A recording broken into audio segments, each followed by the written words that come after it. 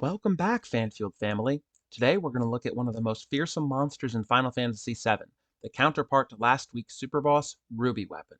Like Emerald Weapon, Ruby Weapon is a defense mechanism created by the planet when the world itself is in danger. Also like Emerald Weapon, Ruby Weapon was not in the original Japanese release. It was added for international releases. It's become such a popular monster that it's appeared in every re-release of Final Fantasy VII since, as well as a few other Final Fantasy games. While Emerald Weapon is found roaming the depths of the ocean, Ruby Weapon is the exact opposite. It's buried itself in the loose sand around the Gold Saucer Casino. Unlike Emerald, which is available from the moment the player gets the submarine, Ruby Weapon does not emerge immediately. Instead, the player must first defeat Ultimate Weapon, then fight at least one random battle, and only then will Ruby Weapon's head poke above the sand. Like Emerald Weapon, Ruby Weapon is widely regarded as one of the most difficult fights in Final Fantasy VII and across all of early Final Fantasy. While Ruby Weapon doesn't have as much HP as Emerald, 200,000 less in fact at 800,000 HP, it boasts the highest defense stat of any monster in the game, almost double what the player can achieve, 480 physical defense and 500 magical defense. This means that even though it has less HP than Emerald, it takes much more concentrated force to kill the beast. On top of that, Ruby Weapon has a ton of resistances. It's healed by fire, ice, lightning, and earth, and is immune to gravity and water. It's immune to many status effects as well: sleep, poison, confusion, silence, stop, frog, small, slow, petrify, and berserk all have no effect on Ruby. Add to that its varied arsenal, including devastating magical attacks like Ultima and Comet 2, the enemy skill Shadow Flare, and all the status conditions it can inflict, and going in blind is almost certainly going to result in a game over. Much like Emerald Weapon, however, if you understand how Ruby Weapon fights and what to expect, it's incredibly straightforward. The key to defeating Ruby Weapon is its vulnerability to the paralysis status. By paralyzing Ruby, it stops its attacks for a few turns, buying the player time to attack without threat of retaliation. Some people use the Hades summon to inflict paralysis, but unless you already have the Master Summon materia, Hades can only be cast 5 times per battle per Master Hades materia equipped.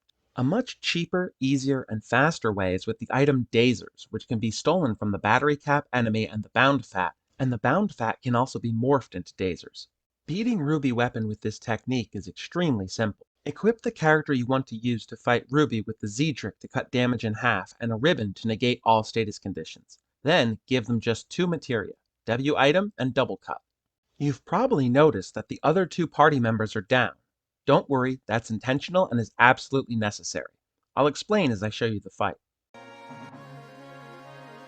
If you have more than one active party member, Ruby Weapon will immediately use Whirl Sand to remove 2 party members from the fight entirely, chosen randomly. I'd show you that, but the point of this video is to show you how to not up. Once only 1 party member remains, whether from the other 2 being downed or removed from the fight entirely by Whirl Sand, Ruby Weapon will bury its claws in the sand and 2 tentacles will emerge behind the party.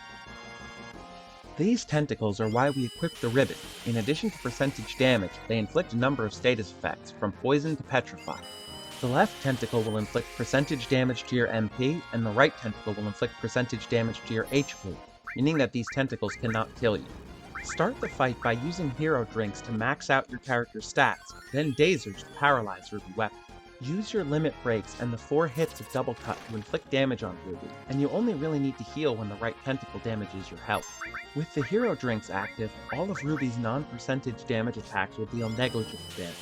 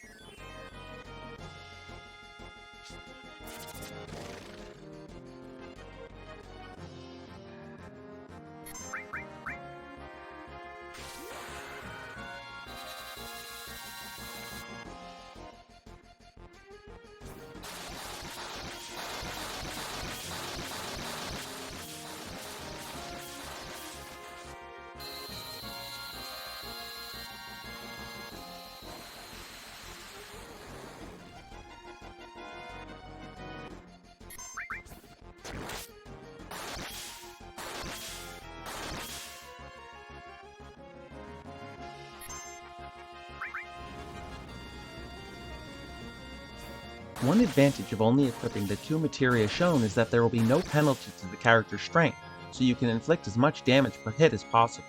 At this point, it's just a matter of time. Heal and stun when necessary, and eventually, Ruby Weapon will go down.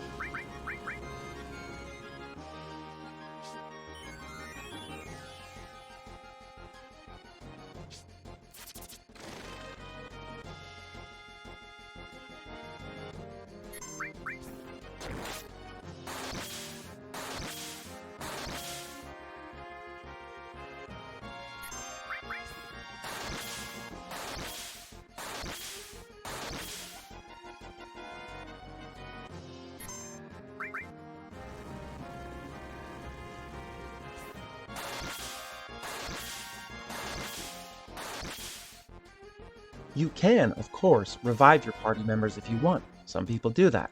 But there's a chance that Ruby will use Whirl Sand again, usually on its 25th or 32nd turns, or any multiple of those. However, sometimes Ruby just seems to ignore its own code and use Whirl Sand whenever it feels like it, so I prefer to just keep one character active. The only real downside to sticking with just one character is that the fight will take a while longer.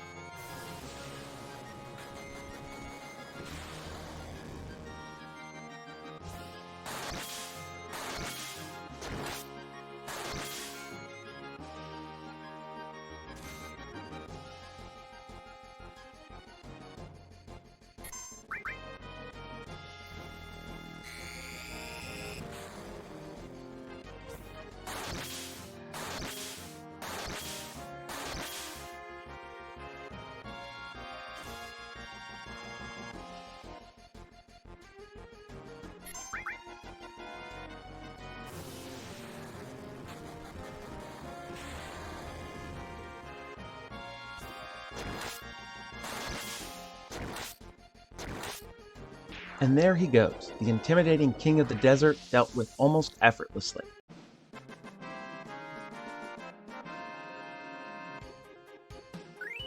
For defeating Ruby Weapon, you'll get the Desert Rose, which, like the Earth Harp received for defeating Emerald Weapon, can be traded to the Calm Traveler for a fabulous reward, a gold chocobo.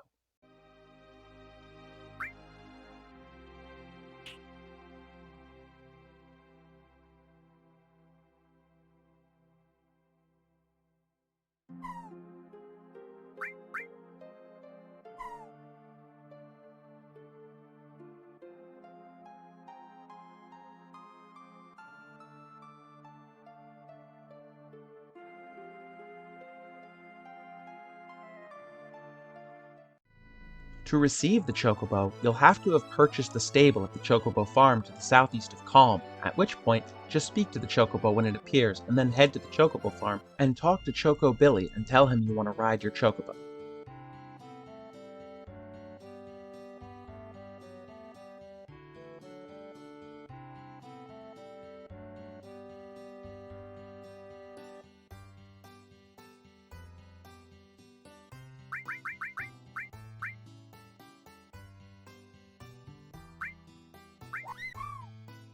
Gold chocobos are the pinnacle of the species. They can run on anything: shallow water, deep water, mountains, deserts, whatever.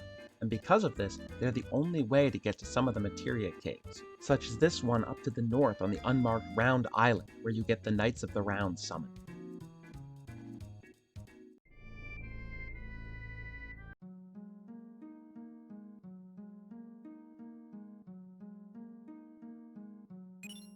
Speaking of Knights of the Round, like Emerald Weapon, there's a special line of code in Ruby's AI script that will make it retaliate with Ultima when hit by Knights of the Round. Alright, fine. I'll show you Whirl Sand if you really want to see it, but in exchange, take a moment and Whirl Sand that subscribe button. Deal? Okay, here we go.